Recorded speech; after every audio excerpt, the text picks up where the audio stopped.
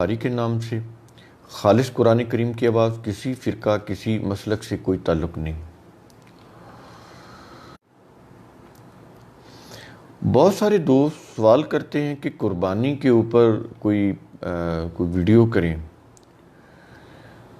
میرے خیال میں قربانی کے اوپر ویڈیو کرنے کا کوئی فائدہ نہیں ہے، اس لیے کہ دنیا کے اندر جتنے بھی اسلامی ممالک ہیں کہیں بھی قرآن کا قانون نافذ نہیں ہے۔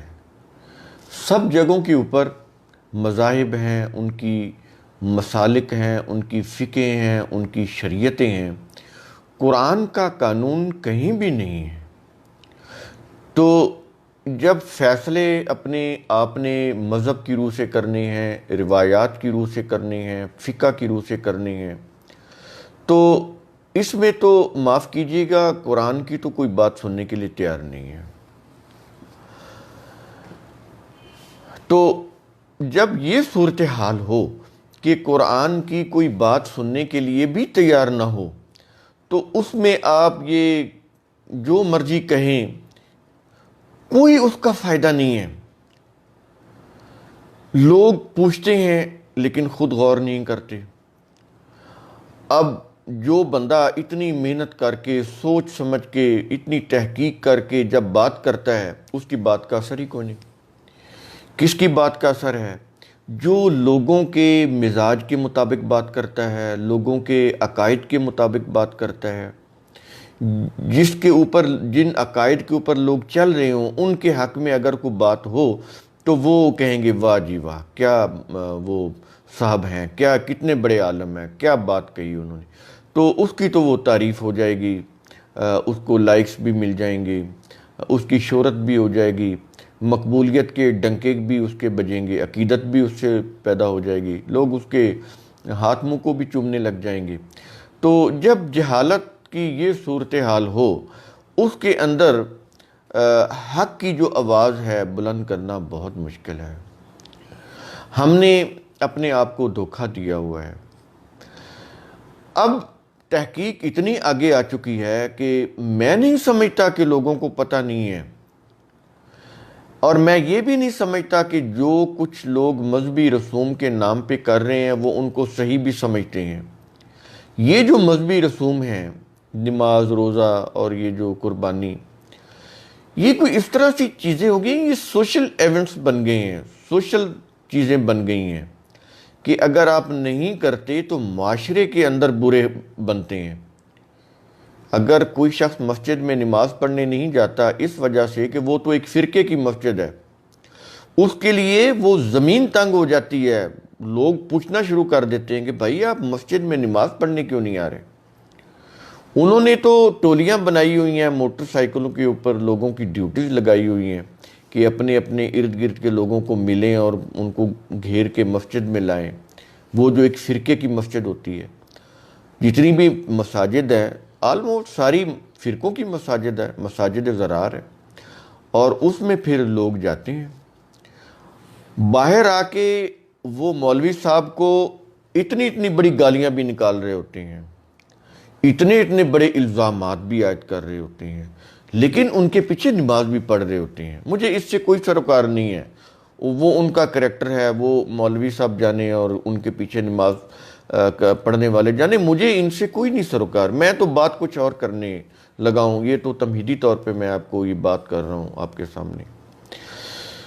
بات تو یہ قربانی کی تھی، تو یہ ساری چیزیں چونکہ مکس اپ ہیں، مذہب کی چیزیں ہیں۔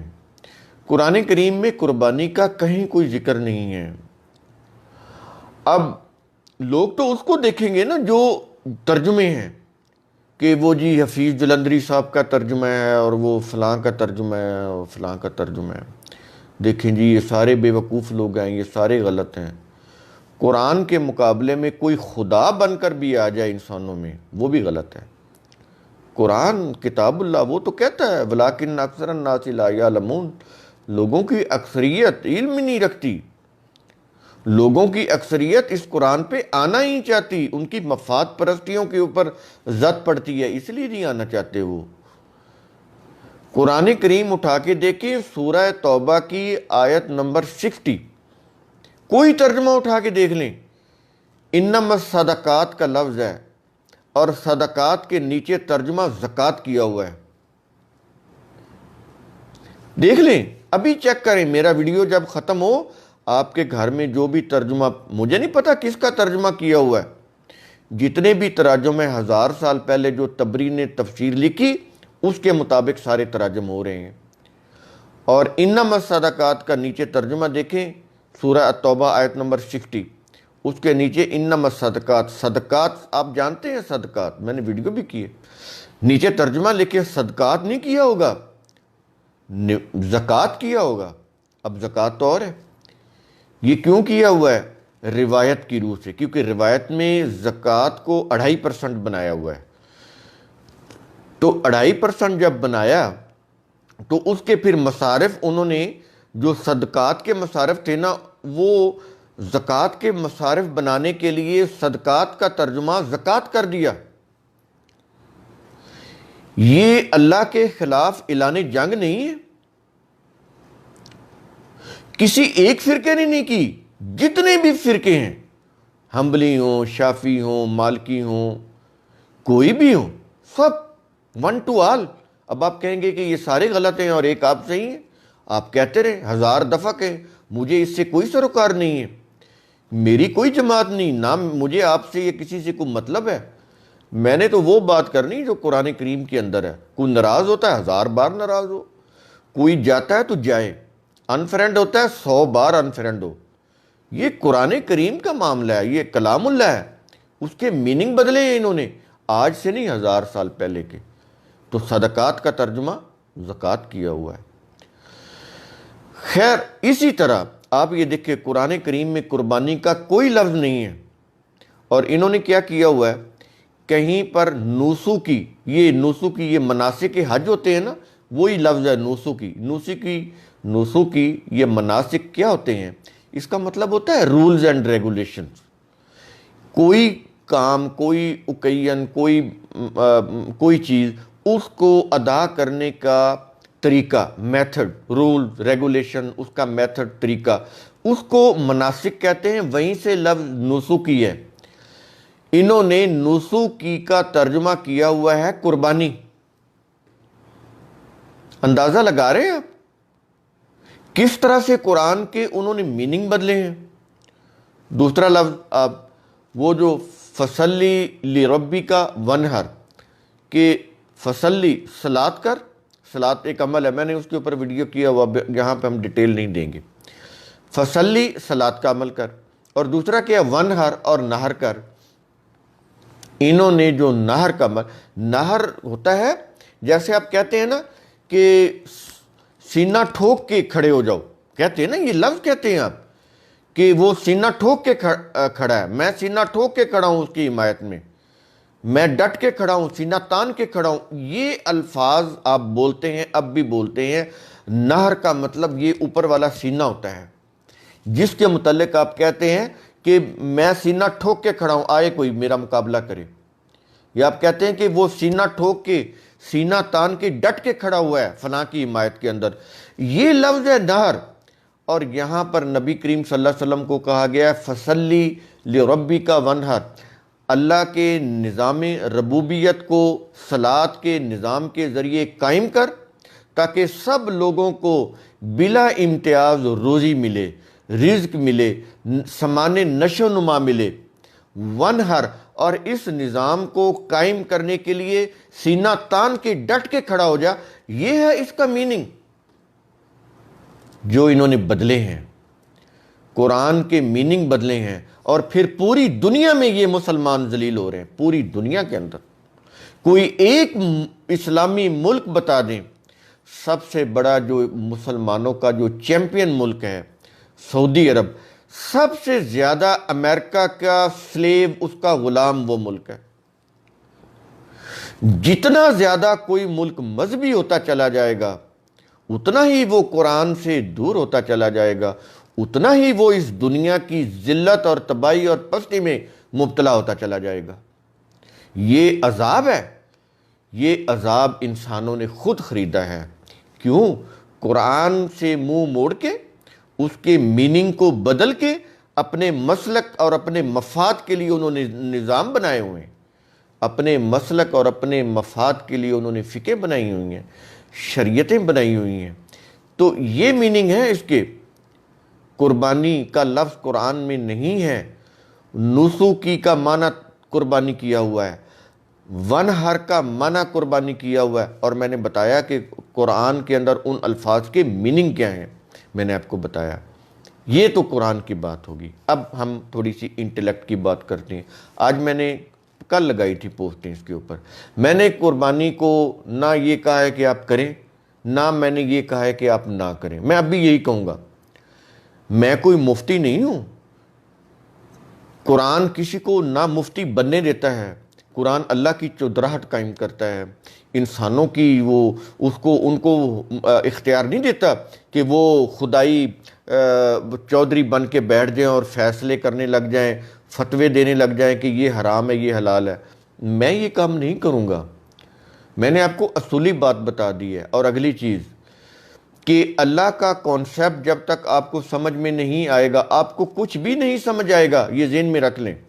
اگر اللہ ایسا ہے کہ اس کو کوئی پوجا پاٹ کر کے، اس کی کوئی تعریف کر کے، اس کی کوئی قربانی کر کے اس کے نام کی، جانور کی، اگر آپ سمجھتے ہیں وہ خوش ہو جاتا ہے تو ٹھیک ہے، آپ کریں، بالکل آپ کریں۔ اگر آپ یہ سمجھتے ہیں کہ آپ اس کو کچھ سجدہ کر کے، رکوع کر کے اس کو کوئی منا لیں گے، اس کو خوش کر لیں گے، اپنے جرائم کو چھپا لیں گے، اور وہ تمہارا رکوع اور تمہارا زمین کے اوپر ماتھا رکھ کے سجدہ کرنا اور جانور کے اوپر وہ چھری پھیر کے اس کا خون بہانا، اگر وہ اس سے خوش ہو جاتا ہے، اگر آپ یہ سمجھتے ہیں، پہلے اپنے عقل کے اوپر غور کر لیں، غور فکر کر لیں اچھی طریقے سے، کیا اللہ ایسا ہے؟ قرآن میں تو اس نے جو اپنا عدل اور انصاف دیا ہوا ہے وہ تو ہے، وہ تو نہیں سمجھنا لوگوں نے۔ میں آپ کو بتا دوں، لوگ تنکوں کا سہارا ڈھونڈ رہے ہیں۔ لوگ کہتے ہیں بس ایسے درود پڑھیں اور ہم جنت میں چلے جائیں۔ نہیں ہوگا، پڑھتے رہیں، ساری زندگی 1000 سال سے یہ درود پڑھ رہے ہیں، 1000 سال سے یہ درود کی تسبیحاں پڑھ رہے ہیں، اور یہ 1000 سال سے ذلیل ہو رہے ہیں، ہر سال پچھلے سال سے زیادہ ذلیل ہو رہے ہیں۔ میدان عرفات میں دعائیں مانگ رہے ہیں اسرائیل کی تباہی کی، وہ دن بدن ہر سال ترقی کرتا ہوا چلا جا رہا ہے، اور یہ دن بدن پستی میں جا رہے ہیں۔ کوئی دعائیں ان کی میدان عرفات میں، ان کے کوئی درود، ان کی کوئی تسبیحاں کام نہیں آ رہی۔ اقوام مغرب ان کے اوپر غالب آتی چلی جا رہی ہے، اور یہ درود لے کے بیٹھے ہوئے ہیں، یہ نمازیں اور روزے اور قربانیاں لے کے بیٹھے ہوئے ہیں۔ بیٹھے رہے، جب یہ جیسے شام میں ہو رہی ہے تو اگر یہ باز نہ آئے تو یہ ادھر بھی ہو سکتا ہے۔ مذہب کی جنگ ہے، شام کے اندر بچے، عورتیں، جوان، بوڑھے ذبح ہو رہے ہیں، کھانے کو نہیں ہے، دوائیوں کے لیے نہیں ہے، ہاسپٹل میں علاج نہیں ہے، مر رہے ہیں، عزتیں برباد ہو رہی ہیں۔ تو یہ چیز کیا پاکستان ناممکن ہے؟ وہ جو سیرین باشندے ہیں وہ پاکستانیوں سے کہیں زیادہ عقل مند اور باشعور تھے، ختم ہو گئے مذہب کے ہاتھوں، برباد ہو گئے۔ جو کچھ لیبیا میں ہو رہا ہے، جو کچھ شام میں ہو رہا ہے، جو فلسطین میں ہو رہا ہے، جو ان ممالک کے اندر ہو رہا ہے، جو حشر مسلمانوں کا، تو غزہ کی پٹی کے اوپر ہو رہا ہے، یروشلم کے اندر ہو رہا ہے، تو کیا یہ پاکستان یا دوسرے اسلامی ممالک یہ بچ جائیں گے تباہی سے؟ بالکل نہیں بچیں گے۔ اگر یہ ان کی مہلت کا ٹائم ہے، اگر یہ اپنے آپ کو انہوں نے صحیح نہ کیا تو یہ بھی اسی طرح ہی اس عذاب کی لپیٹ میں آ جائیں گے، دیکھتے دیکھتے آ جائیں گے۔ وقت تو بڑا گزر رہا ہے، اپنی رفتار سے جا رہا ہے۔ ٹھیک ہے، آپ نہ مانیں، وہ تو اس کا قانون مکافات عمل بڑا خودکار نظام ہے، وہ تو آٹومیٹیکلی سارے ڈسیزن کر رہا ہے، اس کے لیے تو خدا کو کہنا بھی نہیں پڑتا۔ یہ تو آٹومیٹک نظام ہے، جیسے آپ نے ایک پلانٹ لگایا، اس کی ٹائمنگ سیٹ کی ہوئی ہے، ریسیپی اب آٹومیٹیکلی بن رہی ہے، آپ کو کچھ کرنا ہی نہیں پڑتا، پروگرامنگ فیڈ کی ہوئی ہے۔ بالکل یہ یونیورس کے اندر ایسی سلسلہ چل رہا ہے کہ وہ اس کا خودکار نظام ایسے لوگوں کو لپیٹ رہا ہے، عذاب جہنم کے اندر مبتلا کر رہا ہے، لوگ تباہ ہو رہے ہیں۔ تو اپنی عقل سے کام لیں۔ کیا خدا جو اتنے بڑے عدل کا مالک ہے، جو بے نیاز ہے، اللہ الصمد ہے، وہ یہ آپ کی روزے، نماز اور قربانیوں سے خوش ہو جائے گا اور آپ کے جرائم کو وہ ڈیلیٹ کر دے گا آپ کے ریکارڈ سے؟ کبھی بھی نہیں کرے گا، کبھی بھی نہیں کرے گا۔ خدا کے متعلق اگر کوئی ایسا عقیدہ رکھتا ہے، خدا کا تو کوئی نقصان نہیں ہے، لیکن وہ انسان اپنے آپ کو برباد کر رہا ہے، اپنی عاقبت خراب کر رہا ہے، وہ تو ہو گئی، اس دنیا کے اندر بھی وہ ذلیل اور رسوا ہو رہا ہے، اور ہو رہے ہیں، سامنے ہے، کہیں جانے کی ضرورت نہیں ہے، اپنے ملک کو دیکھ لیں، باقی مسلمان ممالک کی بھی یہی صورتحال ہے۔ تو ہم اس کے اوپر کوئی ایسی چیز نہیں کریں گے کہ کریں یا نہ کریں، آپ خود فیصلہ کرنا ہے کہ ہم نے کیا کرنا ہے، ہمیں کیا کرنا چاہیے۔ کنسیپٹ آف اللہ سمجھیں جو اللہ نے خود دیا ہے، آپ نے اللہ کو نہیں دیکھا، ہم نے نہیں دیکھا، جو کانسیپٹ اللہ نے دیا ہے وہ قرآن کے اندر ہے، کسی مذہبی کتاب کے اندر نہیں ہے، اس کی روح سے آپ دیکھیں گے تو وہ عادل ہے، وہ کہتا ہے ہماری کسی سے کوئی رشتہ داری نہیں ہے، ہم نہ خوش ہوتے ہیں نہ ناراض ہوتے ہیں، یہ معاملہ ہماری خوشی اور ناراضگی کا ہے ہی نہیں، یہ معاملہ تو تمہاری عافیت کا اور بقا کا اور ہے، ہمارا نہیں ہے۔ اگر تم ان قوانین کی پیروی کرو گے تو بچ جاؤ گے، تباہ کن وہ جو عذاب ہے اس سے بچ جاؤ گے، اگر ان کی پیروی نہیں کرو گے تو ٹھیک ہے، برباد ہو جاؤ، ہماری تم سے کوئی رشتہ داری نہیں ہے، بڑی بڑی اقوام چلی گئیں، ہم کوئی چیز بھی نہیں ہے۔ فرعون، نمرود، یہ جو اتنے بڑے بڑے لوگ تھے، ہم ان سے زیادہ طاقتور تو نہیں ہیں، وہ ختم ہو گئے۔ ہم سے پہلے کتنے لوگ تھے، چنگیز خان جیسے لوگ، ہلاکو خان جیسے لوگ، ختم ہو گئے، الیگزینڈر جیسے لوگ ختم ہو گئے، نیرو جیسے لوگ، بڑے بڑے لوگ آئے، ختم ہو گئے، ہم بھی ختم ہو جائیں گے۔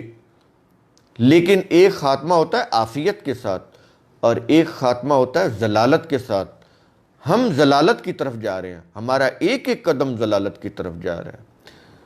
تو جو لوگ عقل و فکر سے کام نہیں لیتے، خدا نے ان کو، اللہ نے ناشکرہ کہا ہے، عقل و فکر کا استعمال کرنا نہ کرنا، اللہ تعالیٰ نے کہا ہے کہ وہ ناشکرے ہوتے ہیں، اور ناشکری میں پھر کیا ہوتا ہے، ان کی کوششیں محنتیں پھر بارآور نہیں ہوتی، فروٹفل نہیں ہوتی، ضائع ہو جاتی ہیں۔ یہ کہتا ہے قرآن کہ میرے دیے ہوئے عقل و فکر کو، ارادہ اور اختیار کو اگر استعمال میں نہیں لاؤ گے تو پھر ایسی قوم ناشکری ہوتی ہے، اور ناشکری قوم کے ساتھ عذاب کیا ہوتا ہے کہ وہ جو بھی کام کرتے ہیں بے نتیجہ ہوتا ہے، وہ فروٹفل نہیں ہوتا، وہ ان کی کوششیں محنتیں ضائع ہو جاتی ہیں، برباد ہو جاتی ہیں۔ ان کے لیے قرآن کہتا ہے عذاب سعیر، کہ ان کی جو کچھ بھی انہوں نے کیا ہوتا ہے وہ جل کر راکھ ہو جاتا ہے۔ یہ نہیں کہ کچھ کیا نہیں ہوتا، کیا ہوتا ہے، لیکن اللہ کہتے ہیں جل کر راکھ ہو جاتا ہے۔ جیسے کوئی وانڈرنگ کر رہا ہو، وہ صحیح ٹریک پہ نہ ہو تو اس کا پیسہ بھی لگ رہا ہے، اس کا وقت بھی لگ رہا ہے، اس کی انرجی بھی لگ رہی ہے، لیکن وہ منزل پر نہیں پہنچ رہا، کر رہا ہے کوشش، پھر رہا ہے، محنت بھی کر رہا ہے، پیسہ بھی اس کا لگ رہا ہے، ایفرٹس بھی کر رہا ہے، توانائی بھی خرچ کر رہا ہے، لیکن منزل پر نہیں پہنچ رہا۔ یہی صورتحال ہے، قرآن اس کو حبطت اعمالہم کہتا ہے، حبطت اعمالہم، ضائع چلے جانا۔ امید ہے میرا ویڈیو آپ کو جھنجھوڑے گا، آپ کو سوچنے سمجھنے پر مجبور کرے گا۔ آپ میرے ویڈیوز لائک کریں، شیئر کریں، میرا یوٹیوب چینل آپ اسے سبسکرائب کریں، گھنٹی کا بٹن دبا دیں تاکہ میرے ویڈیوز ملتے رہیں۔ خوش رہیں، اپنا خیال رکھیں، اپنے ارد گرد کے لوگوں کا خیال رکھیں۔ اللہ حافظ۔